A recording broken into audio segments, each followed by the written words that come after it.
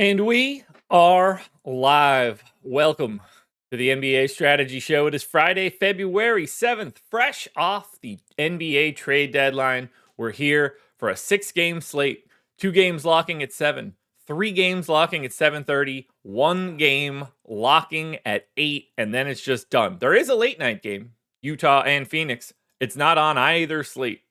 Not on for FanDuel, not on for DraftKings. So it's not on for us. Yet we're here. So hit that like button. Subscribe to the channel. Hit the notification bell so you know when everything goes live. And follow me on Twitter at Josh Engleman. What's going on, everybody? Man, that was pretty uneventful deadline. Here I was thinking we were going to get all sorts of fun stuff. And then it was 3 straight hours of none of that. And the guy that I thought was most likely to get traded, well, most likely of anybody real, still on the Brooklyn Nets. I don't understand. What a letdown. What a letdown. Trey, I'm with you, man. I'm with you. I don't understand it. The responses to my disappointment in OKC are either people that agree with me or people that are really, truly losing the plot of what we're doing here. We got all our big trades early. We got our Jimmy Butler trade early. We got our Luka Doncic trade early. We got our Brandon Ingram trade early. It all just went away. It all just went away. Yeah, LeBron, big day last night, man. Fountain of Youth. What did he finish with? Why are my screens moving around? Just click the damn live results button. There we go. 82, man. Whew, 42 points, 17 boards, 8 assists for LeBron James. Damn. It's a big one. That's a big day out of Ant as well. Steph had a really nice day. That's about it. Siakam, I guess. Hockey Cards Plus. Love to see it, man. Love to see it. Just saw that tweet, actually.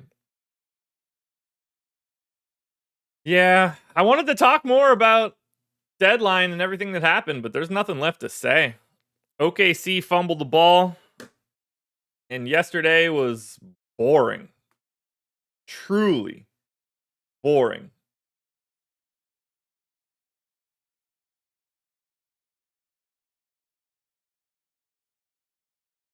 Truly boring. You guys want to talk basketball for today?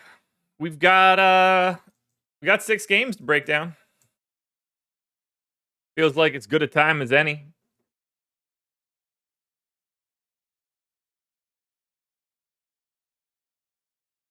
Yeah, S&P. I agree with you.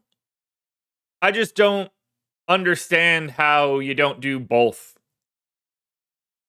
Like, no matter how targeted you want to be, you have an overwhelming pile of assets. I mean, right now, just next year alone, 1, 2, 3, 4, 5, 6, 7, 8, 9, 10, 11, 12, 13. They have 14 guys on guaranteed contracts next year. Jalen Williams with a Y is number 15. They don't want to get rid of him, but he's non-guaranteed. They have 3 more first-round picks next year. By default, people that are under contract for Oklahoma City will not be on Oklahoma City next year. They don't have a choice. So I just don't. Why do you not do it right now when you have the opportunity to do it? Because clearly they're not drafting 3 dudes next year. There's nowhere to put them.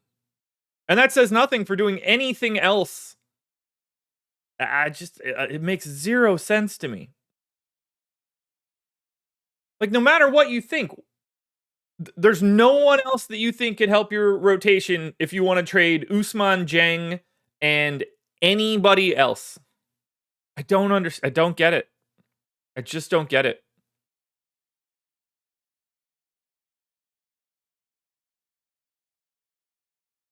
Josh, longtime Laker fan here. What teams do you see beating Braun and Luca in a 4-game series? Let's just assume you mean 7-game series. Uh,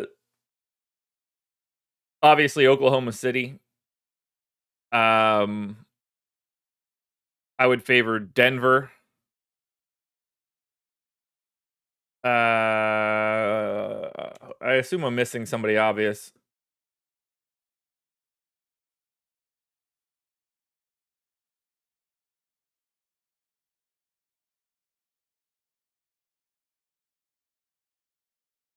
You know what's really funny? A series against the Mavs would be like really interesting.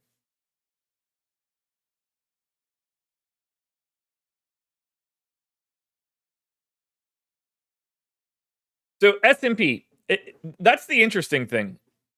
You said I just assume they make a massive splash this offseason, especially if they don't win a title. So that's the thing. Like, I don't think they have any ability to make a massive splash. That's my biggest holdup. Their contract structure is already set. Unless their massive splash involves Jalen Williams or Chet. But like, you've got Shea at 38 next year. You've got Hartenstein at 28 and a half. Jalen Williams, regular Jalen Williams, is still at 6. You know, you've got Caruso locked in at 18 now. All of these contracts are so set that like I don't think they're trying to bring in. That's why I'm most confused. I don't think they're bringing anybody in above the Chet Jalen Williams SGA tier. Like, I don't think it fits their outgoing salary structure to do that. And that's why I think it's so crazy that you don't consolidate the bottom of your rotation to get a better, like, 7th guy or 6th guy or whatever. Because that's what I was getting on Twitter yesterday when I tweeted that I was disappointed in OKC, and everybody's just like, well, maybe they don't want to mess with the chemistry of the team, which is like the next level dumbest way to think about this. As if I'm saying like, well, let's trade Lou Dort and, you know, Hartenstein for Jokic. No, you trade Kenrich Williams and Usman Jang and Jalen Williams with a Y and Nikola Topic, maybe, if you want to cash in. And you turn your 7th best guy into the next best team's 3rd best guy. And it affects nothing. Why does everybody that they bring in have to be a jerk off? What if the guy they bring in is like the best locker room guy in the world? What happened to Brogdon? You were jumping around and he didn't go nowhere. Instead of Brogdon, the Grizzlies said, no, give me Marvin Bagley and Johnny Davis. How was I supposed to know the Grizzlies were going to be stupid? Like, there's not a human being on the planet that would have assumed that would have been Marvin Bagley and Johnny Davis instead of Brogdon. It made no sense. Yeah, S&P, like, I could see them moving Hartenstein too, but what would it be for? Like, I don't know what direction they'd be going in that case. All right, let's get to the slate. Let's have some fun. San Antonio Spurs are 11.5-point favorites in Charlotte. 227 total. Got about 10% ownership coming into newly minted Spur, De'Aaron Fox. Got about 10% ownership coming into Victor Wembanyama at 11K, center only. Then you got about 5% ownership to Devin Vassell and Jeremy Sohan.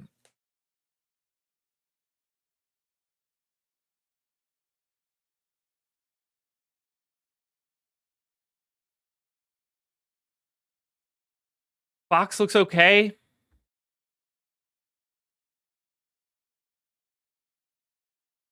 Wemby looks okay. Vassell looks okay. I mean, obviously Charlotte's terrible. They might have LaMelo though. But like Wemby looks like a 10% guy. 11K, center only, 10% owned, 10% optimal. That all seems about right.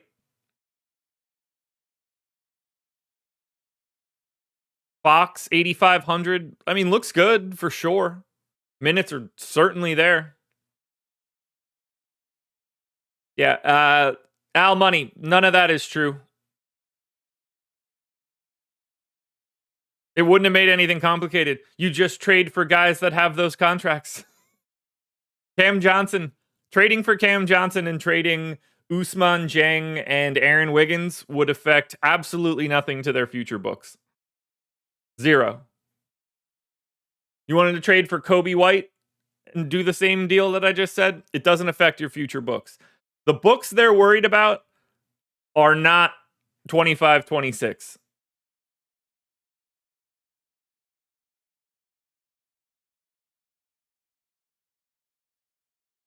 They needed to make these moves now. Before Chet Holmgren and Jalen Williams get on their first extensions. They have this 2-year window where people are cheap. You worry about it after that. You don't fuck around when you have these kind of odds. Again, they have 3 draft picks. They will not be rostering all 3 of those draft picks. They're going to trade something. Why not do it now? That's what I don't get. I'd say Vassell is probably a hair under-owned. 6,500, shooting guard, small forward eligibility, fantasy point per minute, playing real minutes. Probably gets better looks now that Fox is here. Just a little bit more attention going somewhere else. But not any sort of priority. Yeah, these guys just look fine. Nothing crazy. I mean, they're 35% owned in total. Really only Fox, Wemby, and Vassell and Sohan. If I'm ranking these guys, it would be Wemby, Vassell, Fox. I would actually put Chris Paul ahead of Jeremy Sohan, but your mileage may vary there. Paul's pretty expensive at 6,200. Now on the Charlotte side, this is one we're going to need to pay attention to. At least when I grabbed the salary file, Dalton Connect and Cam Reddish were not in it. So keep that in mind. Yeah, still not in it.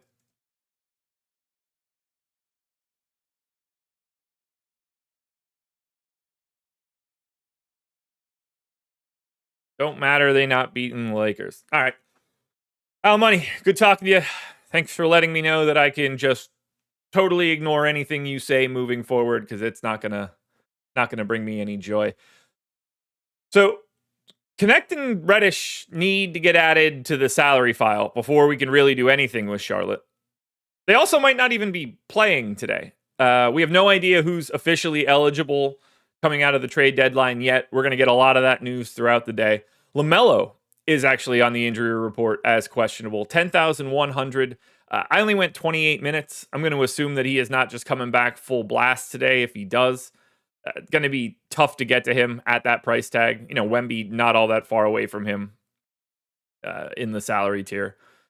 We're getting 15% ownership to Moussa Diabate. He's center only, 4,300, and will likely be playing the lion's share of center minutes, at least for today, until Yusuf Nurkic gets here for the Hornets, because Mark Williams is now a Laker.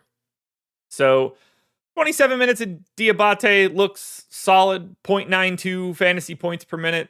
15% ownership makes sense to me. Speaking of Moussa Diabate, let's play a fun game, shall we? I'm excited for everybody to react to this. It will be rational, I'm sure. I'm sure no one will think anything crazy. But, this is the dunks and threes talent ranking. That would be Mark Williams and Moussa Diabate. Right here, you will find Moussa Diabate having a higher EPM talent than Mark Williams at a crisp 0.2. But maybe you're thinking, hey, Josh, why would we look at EPM? I'm sure Darko will tell you a different story. And then you pull up Mark Williams and Moussa Diabate, only to find out these guys are the same still. Look at that. Look where those lines touch. Interesting. Interesting trade.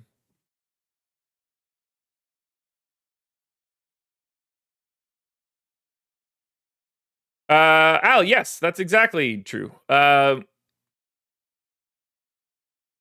If you don't agree with my opinions, you bring me no joy. It's spot on. 100%. 100%.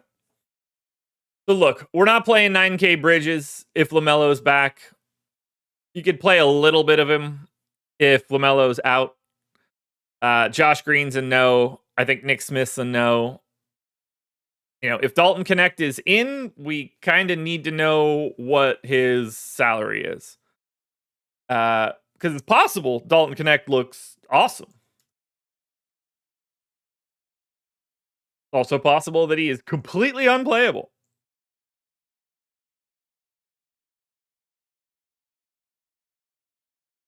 No, like, it's, to me, really, it's Diabate and absolutely nothing else for Charlotte. There's just no other way to do it. Grizzly. Nurkic is way above all of them. They got Mark Williams for a $5 chicken bowl from KFC. Well, they got Mark Williams for an unprotected Lakers 31 pick, which is incredibly valuable, but making me feel better about my decisions, Al, that's for sure. Nice to know that I was spot on in my assessment from 2 YouTube messages. Oh, S&P. Absolutely. Absolutely. That is 100% going to happen. And from the jump, nothing negative to say about him. Like him, want him to succeed. I'm a Duke fan. But you're not allowed to address young players and talk about how they're currently playing. You have to just assume that when we talked about them now, we're talking about the 27-year-old version that knows how to do everything. It's incredible. This happens with everybody. You can't have a realistic discussion about Mark Williams because 10 years from now, he might be good. So it doesn't matter how he is right now. It doesn't matter that Mark Williams is arguably the worst rim protector in basketball. We're just going to ignore that. Poof, goes away. We'll skip it. What if he continues to be that person? Like, yes, he's young. Yes, he could be a lot better. I'm fine with that. I would like that to happen. It will change my assessment. But it's not what's happening right now. That's 6 years from now. That unprotected could be the 30th pick. It could even be a boat. You see what we're doing here?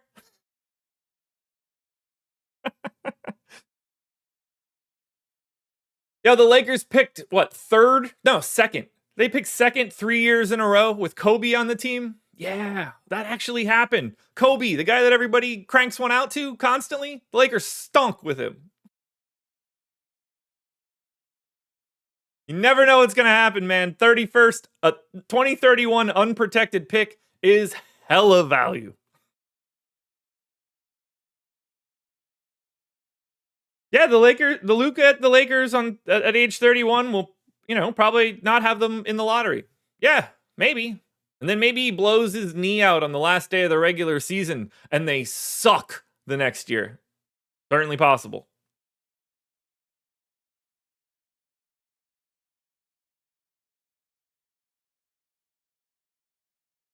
The irrationality of people is just truly incredible. Truly incredible. Go to game number 2. Did Josh just say Kobe sucked? There was a very extended stretch of the Lakers' tenure of Kobe Bryant where he was bad and the Lakers were bad, and Kobe Bryant wanted to leave the team. That happened. I listened live, when he said he wanted to be traded. Everybody just ignores it. Like it never happened.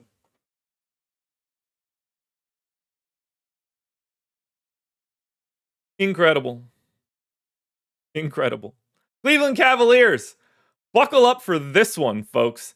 17.5-point favorites in Washington. 17.5 in Washington. Now, Cleveland is going to be without some bodies. Karis LeVert got shipped out yesterday.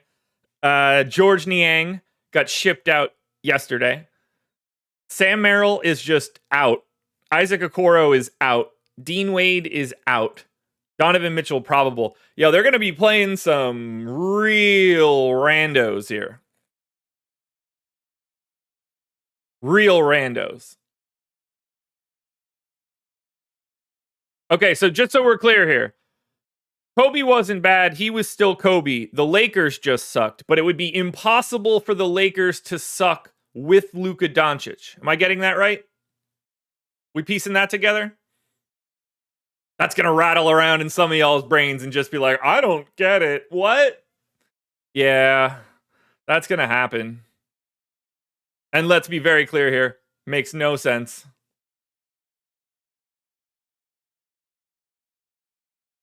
%20 ownership coming into Donovan Mitchell. By the way, we're getting a day where we could finally roster the Cleveland Cavaliers. That's what happens when you face the Washington Wizards. 20% ownership to Donovan Mitchell. 10 to Evan Mobley. 15 to Darius Garland. 15 to Jared Allen. 10 to Max Strus. And 50 to Ty Jerome at 4,700. Point guard only. I mean, the Cavs look incredible. They're the second most owned team on the slate. The only team that's owned more than Cleveland is Washington, which is going to be really unfun to talk about. Cleveland looks incredible because they just don't have enough bodies. Like, Craig Porter is going to play real minutes today. Jalen Tyson's going to play real minutes today. I think Tristan Thompson's going to play minutes today. Amani Bates might have to play if they don't have anybody else to call up. Or all of those starter dudes are going to play 38 minutes against the Wizards. There's no way that's happening. So even in limited minutes for Cleveland, these guys look great. Now, if I'm ranking them, I would rank them Evan Mobley 1, Ty Jerome 2, Jared Allen 3, Garland, Mitchell, Strus. Now, Ty Jerome's value is very different than the rest of these Cleveland guys. He's 6x his salary, 4,700. I went 26 minutes. I just assume that he's going to have to get additional playing time here. I don't know what choice they have.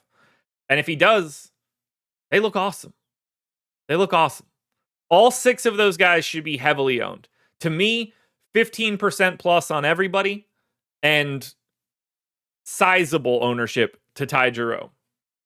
Because I don't expect that we're going to be having anybody available here for Cleveland until these trades are final. Maybe JT Thor and Luke Travers end up getting called up, but currently they are out G League style. So if those guys come up, then you might feel a little bit more scared about Jerome. But it's not going to change anything for Mitchell, Mobley, Garland, Allen, or Strus. Amazing. These Cleveland guys look amazing because you get to face the Wizards. The Wizards are awful. They're the worst offense. They're the worst defense. And they actually play fast enough that it's even better. Oh, he's going to just absolutely... These guys are just going to nuke the Wizards. It's going to be fun to see. Going to be fun to see. What do you guys like from the Cavs today? If you're getting to one Cav and it's not the chalk value Ty Jerome, where are you going? Is it Mitchell? Is it Mobley? Is it Garland? Is it Allen?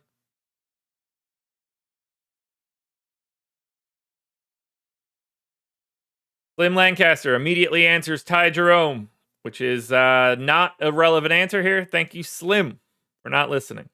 Appreciate you. Garland, Struess. Slim's back in now with Mobley.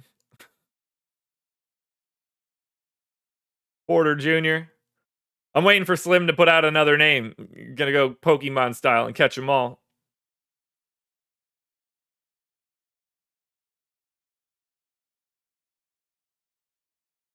Two Porter Juniors. Those are both names that were not on my list. Mobley and Allen. Mobley, Tyson. It says Tyson Benson, Homer. All right, too many Porter Juniors for sure. Okay. The only people that said Tyson are a man named Tyson and Prince. I hope you guys can understand how much you should not be playing Jalen Tyson today. That should tell you everything. Because the only people that want to play Jalen Tyson are people that are also named Tyson and people whose opinions you should completely ignore. So, there we go. There we go. And Tyson Benson already said, I'm not playing Tyson. So now it's just Prince. There's never been anything more obvious. Well, we also have a bunch of Wizards ownership that we need to talk about. Now, Marvin Bagley and Patrick Baldwin, probably not going to be available here for the Wizards. Malcolm Brogdon, out. City Sissoko, not available. Johnny Davis, shipped out. Reggie Jackson, not here. Kyle Kuzma, on the way out the door. And Alex Sarr is just already out. Jovel, already traded. Now, it's possible Chris Middleton is available today. We don't know for sure. It's possible that AJ Johnson is available today, but we don't know for sure. But what we do know is we're going to get a lot of ownership here because these guys just don't have a lot of bodies. We're getting 15% ownership to Bilal Coulibaly. We're getting 20% ownership to Jordan Poole. 45 to Bub Carrington. 25 to Keyshawn George. 45 to Rashawn Holmes. 20 to Chris Middleton. And then like 5 to Champagny, Vucevic, Corey Kispert.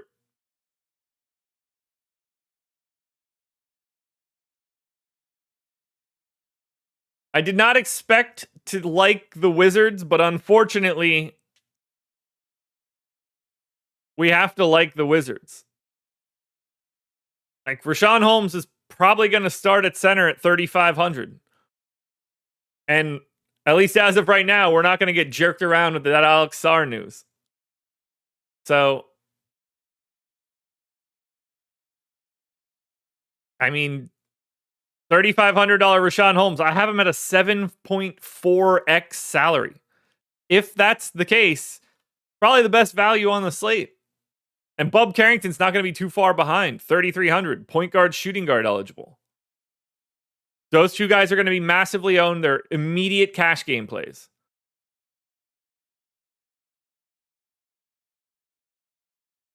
Now, my expectation is that Chris Middleton and AJ Johnson are not going to be available for these guys. At which point, we're going to start looking even more at Keyshawn George, at Corey Kispert, at Justin Champagny, potentially at Anthony Gill. Because I'm not expecting those guys to be here for this game. And by the way, like, I think Jordan Poole should be 20 to 25% owned. I think Bilal Coulibaly should be 15 to 20% owned. I think that Tristan Vucevic should probably be like 10% owned. Kispert should probably be like 10% owned. These guys look incredible. Incredible. And they might look even better by the time we actually get our news.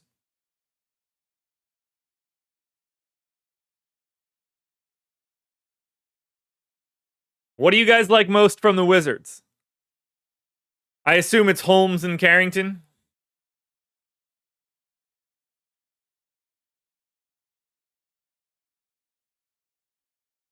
Because those guys just look like incredible value. Holmes already just like a fantasy point per minute guy. Bob Carrington, just 3,300, tons of minutes available.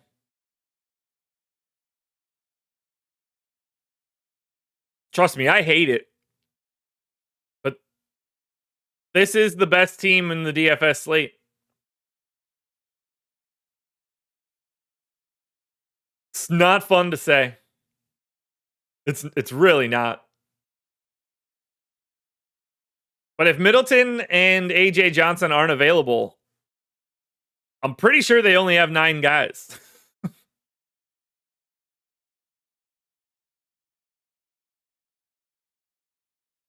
Craziness.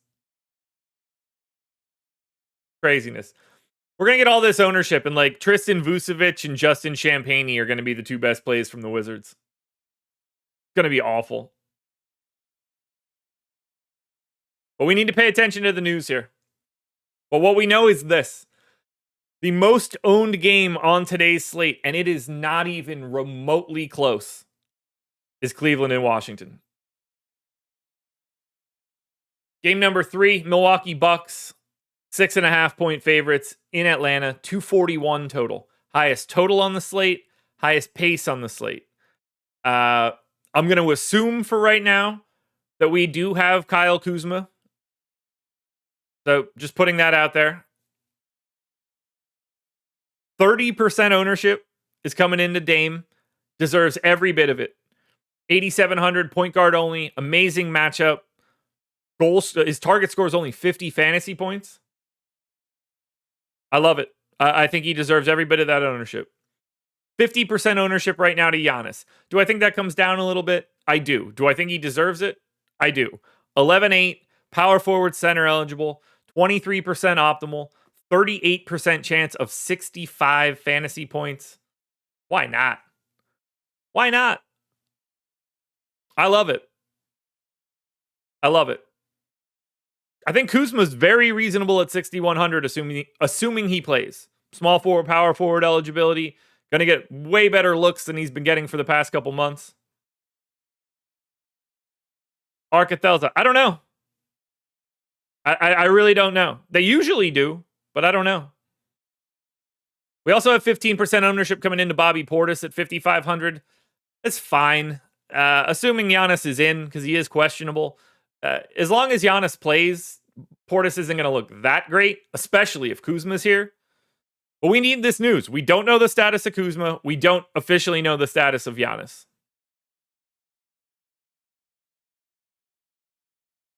West Coast Supply, Josh. Lakers looking sharp right now. Lakers are contenders. I don't think they're contenders, but they're better than they were a week ago. Look, I will never write Luka Doncic out of doing anything because I love him. He's amazing. But you're not winning anything with Mark Williams and Jackson Hayes at center. You just can't.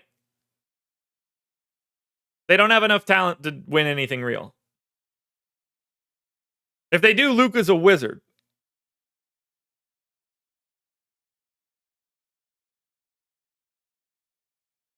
But no, they're not winning shit. You're not winning anything with Mark Williams and Jackson Hayes. Just get it out of your minds.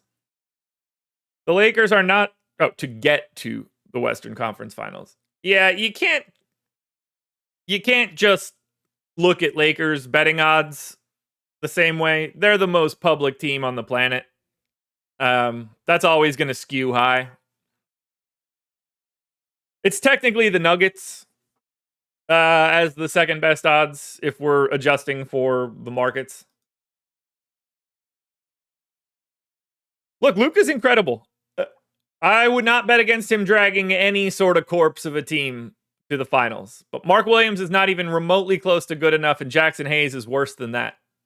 You just can't do it. That's not how it works. We know what the playoffs are.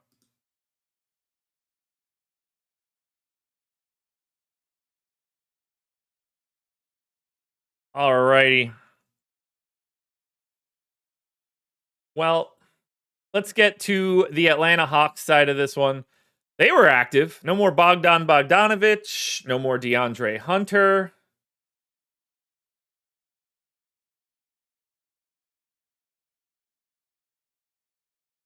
Interesting here. Interesting. 10% ownership to Trae Young. 10% ownership to Dyson Daniels. 15 to Onyeka Okongwu. Just shy of 10 for Vit Krejci and Zach Risachet.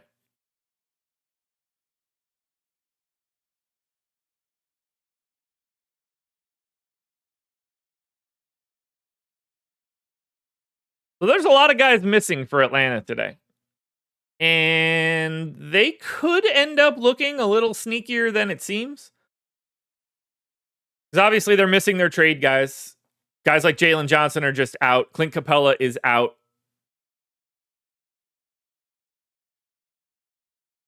Brandon, there is a chasm between PJ Washington, Daniel Gafford, and Jackson Hayes and Mark Williams.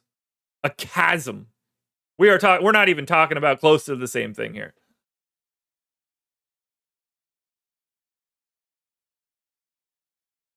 Look, LeBron James isn't better than Kyrie. Like, if it's Luka plus Kyrie or Luka plus LeBron right now, Luka plus Kyrie is a better combination of basketball players. This Lakers team is unequivocally worse than the Mavs were. It's not close. It's not close. So yeah, obviously Atlanta not expected to have Karis LeVert here today. Not expected to have George Niang. Not expected to have Terrence Mann. These dudes are thin today. Thin. And I'm kind of surprised they're as lightly owned as they are. I think Trae Young's under-owned at 10%. Dyson Daniels looks solid. Okongwu at 15%. Yeah. Vit Krejci, 10% owned? Yeah, probably a little light. Risachet, 10% owned? Probably a little bit light.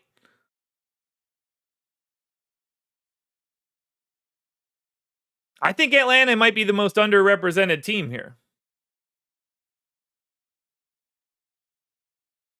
I'm excited to find out when you guys think LeBron James just isn't 40. Like, I love LeBron too. He's been not good this year.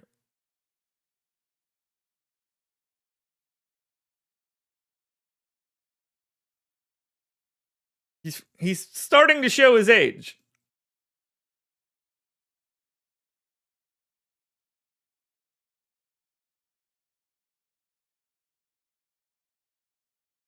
Just saying.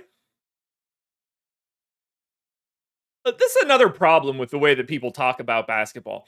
To say that I prefer Kyrie over LeBron, two fucking awesome basketball players.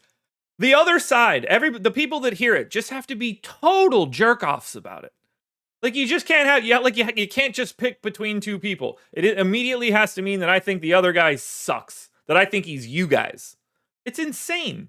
It's insane. Oh, great. He put up 82 fantasy points yesterday. I didn't say that I like him better than Cody Martin.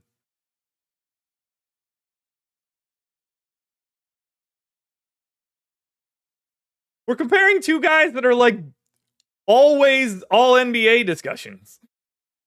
Oh, sorry, I forgot to judge him based on just yesterday. What a terrible mistake on my part.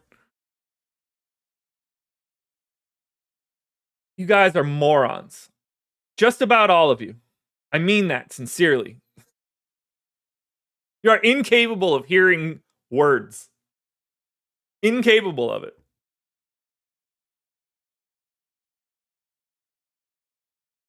Apologies for thinking that Kyrie Irving could possibly be better than LeBron James.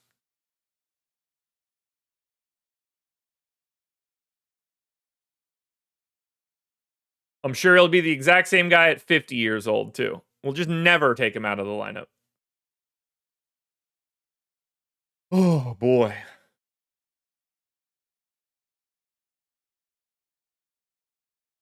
What's the rank there? 1, 2, 3, 4, 5. Kyrie, by the way, 7th highest offensive EPM. But yeah, I'm a total moron.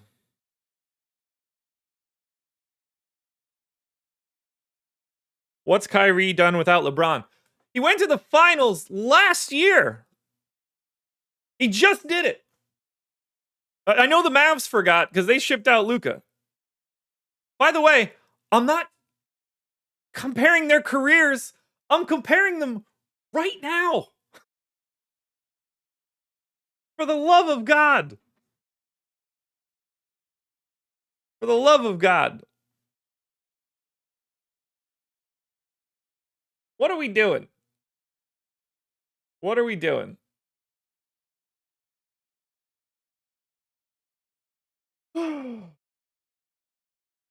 Insane. Insane.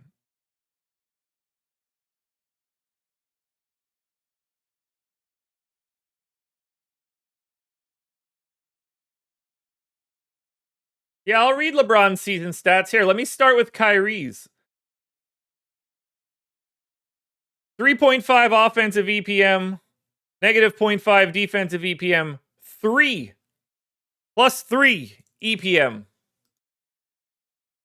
LeBron on the season, 2.7 offense. That's lower than Kyrie. Negative 0.6 defense. That's lower than Kyrie. 2.1 EPM. That's lower than Kyrie. I don't know. There's that.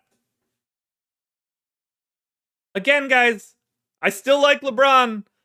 Bigger stand than most of you guys. Think he's better than Michael Jordan. You're picking the wrong fight with the wrong person. The stupidity here is just, you guys are drowning in it.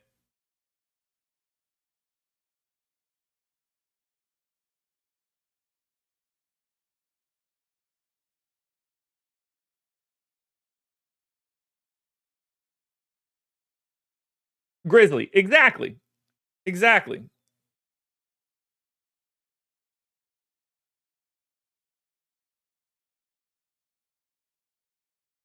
Place LeBron and Kyrie's spot last year and the Mavs win the title. I don't think they win the title because Boston's really good, but yeah, I think last year I probably would have preferred LeBron to Kyrie. Last year he wouldn't have been 40 yet. Either way, we have to stop acting like it's a ridiculous conversation to choose between those two. The other side doesn't have to be morons. I'm okay with someone saying that they think the answer is LeBron. To act like these are two wildly different answers is just, it's so silly. I don't know why we do this. I don't know why we do this.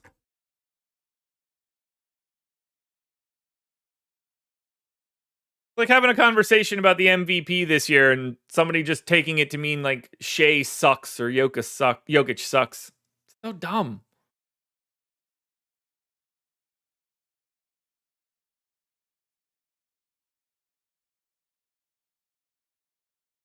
Ugh. Miami and Brooklyn. Oh, okay. That's blasphemy. Kyrie is significantly better than Allen Iverson. That's not even a conversation point. S&P, disagree, brother. I disagree. EPM's painting a different story.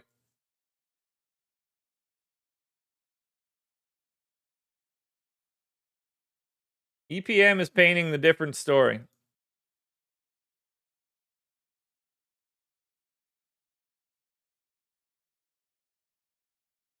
It's close. It's 55-45 either direction. All right, let's break down this ridiculous Miami and Brooklyn game. Miami, 6.5-point favorites in Brooklyn. 211 total. 211. 93.8 pace. This is the lowest total by 10 points. This is the lowest pace by 3 full possessions. Yuck. Yuck. Now, obviously, Miami shipped out Jimmy Butler. We have no idea what the status is of Andrew Wiggins or Kyle Anderson. 10% ownership to Hero. 10% ownership to Bam. 5% ownership to Ware. Just shy of 10 on Nikola Jovic. 5% ownership to Terry Rozier.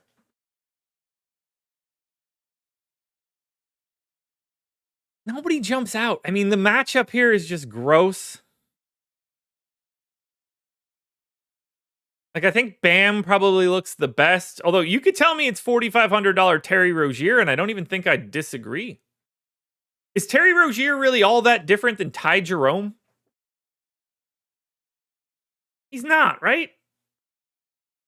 If Ty Jerome's getting that much ownership, $4,500 point guard, shooting guard Terry Rozier should not be getting 4.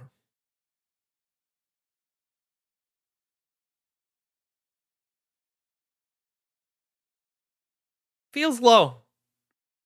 Jovic has been playing really big minutes. He's 5,200. Power forward only. I think he's probably a little light at 8%. Ware still looks perfectly fine and should have a lot less to worry about here on the Brooklyn side. Jerome much better value due to pace. Sorta, but I mean, we have their projections after the pace. I got Rozier at 25.8. I got Jerome at 28.2. Get the MPE out of Rozier. I'm just saying 40 to 4 is probably a little extreme. I'm not saying that Jerome shouldn't be more owned. I'm just saying he's too far more owned. Too extreme.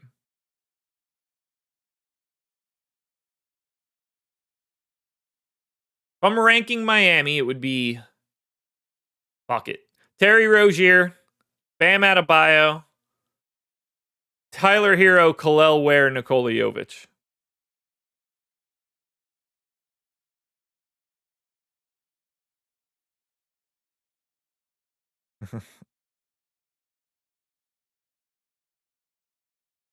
What do you guys like for Miami, if anything?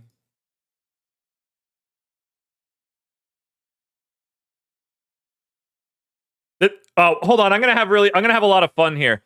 Ray says AI went to finals with a bench squad. This is gonna be great. Are we ready? Offensive rating for the Philadelphia 76ers in 2000-2001 when they faced the Lakers.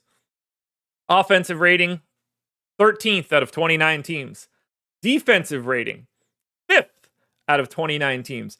I'm gonna let you guys in to a little secret about why the Sixers were good back in the day. And the answer isn't going to be Allen Iverson. It's going to be the fact that they had a really good defense. Yeah, let's be very clear here. Allen Iverson was not part of the good defense.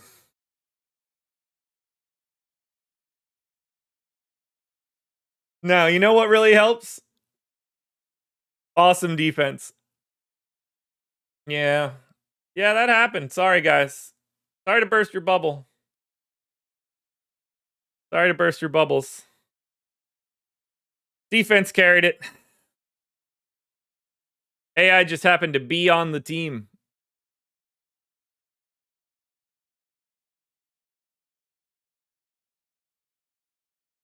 God, Miami's going to smack Brooklyn today. And then we get Brooklyn. So Brooklyn ends up not trading Cam Johnson. I think we're very live to see Ben Simmons get bought out sometime today. So keep your eye there. What I can say is this. The Brooklyn Nets are not getting rostered. They are unowned on DraftKings, unowned on FanDuel. And until we hear they do anything, they are not worth the discussion. I got nothing here for Brooklyn. I don't know how you roster these guys. Let me hit you guys with the schedule for the rest of the day. We got to pick up the pace here a little bit. I've been dragging. That's okay. We had a lot to talk about. I had to learn you guys some things. 10 a.m. NFL Strategy Show. Laffy and Greg. They are breaking it down because we've got the Super Bowl on Sunday. NHL Strategy Show at 2 p.m. The Deeper Dive with myself and DK will be at 5. Greg and Eric will be back for Live Before Lock at 6. I will be back with Greg on playback at 7.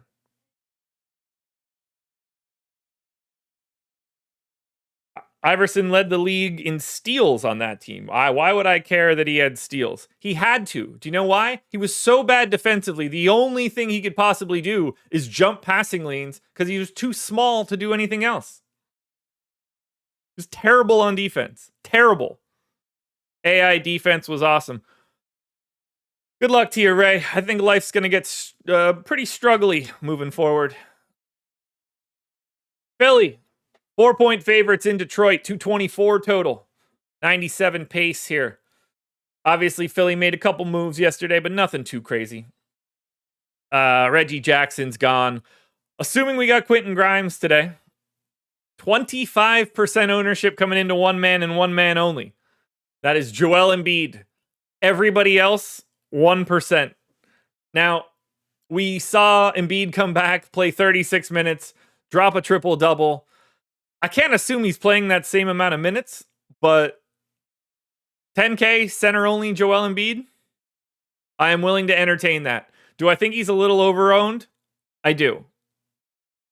Do I think Tyrese Maxey's a little underowned? I do. But when Embiid's around, it's not going to look the same.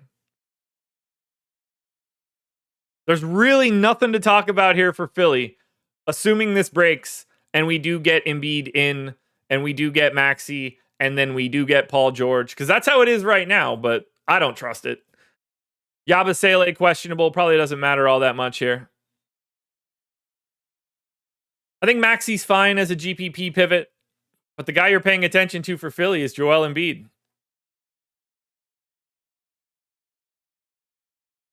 For the Detroit Pistons, we do have a Q tag on Cade Cunningham. Obviously, if Cade ends up out, we're going to get a ton of value on the Pistons. Whether that's Marcus Sasser, Asar Thompson, Malik Beasley, Tim Hardaway, everybody goes up here. Everybody goes up. We're getting 10% ownership to Cade, 15 to Duren, just shy of 10 to Asar Thompson. That all seems about right. But it's hard to really look into Detroit right now. It matters so much whether or not Cade plays. Because Detroit either goes from a team that's just indifferent for the day to a team that becomes a real big priority option. So if I'm ranking it, it's Cade, it's Tobias, it's Hardaway, it's Duren. But seriously, no Cade. If we're getting 3K Marcus Sasser value, I'm in for that. Final game. Toronto Raptors. 19-point underdogs in Oklahoma City. 231 total.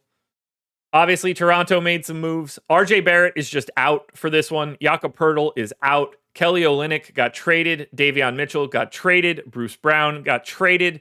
Brandon Ingram is not going to be available for this one. So we're getting 25% ownership to Jonathan Mobo, who I'm going to assume is starting today at the 5. 20% ownership to Grady Dick. His minutes look incredibly secure. Please be rostering him. Jacoby Walter should be playing 28 plus. He's shooting guard, small forward eligible, 4K. He's underowned at 8%. Scotty Barnes to me is underowned at 5%, but terrible matchup. 17% ownership coming into Ochai Agbaji at 3,300. They don't have a lot of dudes. Like Garrett Temple might play today. That's how thin it is for Toronto. There's a lot to like here. You want to get ownership to the Raptors. If I'm ranking it, it's Mobo 1 easy. Grady Dick 2, Jacoby Walter 3, Jamal Shed 4, Scotty Barnes 5, then Ochai Agbaji 6. But Mobo, assuming he's the starter, looks amazing. If Orlando Robinson happens to be the starter, he will look amazing as well. These guys are just going to get a lot of minutes and they don't have much of a choice. They're missing their starting center and they're missing their backup center. Now for OKC, this one's tricky.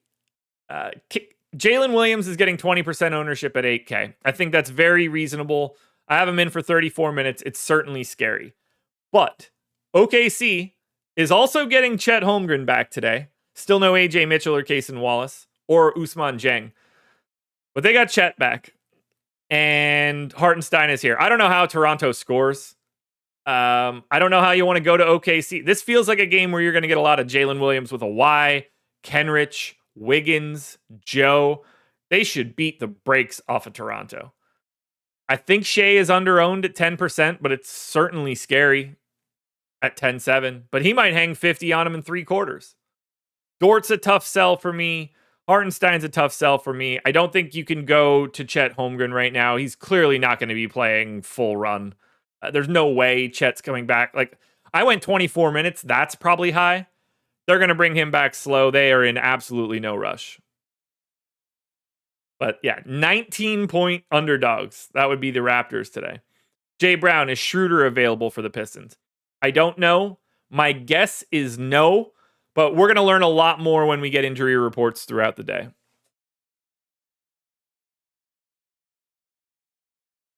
Hell of a show, folks. Hell of a show. I love it. I love it. That was fun. We got a lot of shows coming up later today. Contenders will be out in a little bit. Enjoy your day, folks. Friday in the books. I don't know if I'm doing this show on Sunday or not, since it's Super Bowl Sunday. I think there's only 3 NBA games, so we'll see. It's possible I'm back Sunday. If it's not Sunday, I'll see you guys on Monday. That was so much fun. You guys have some fun. I'll talk to you later.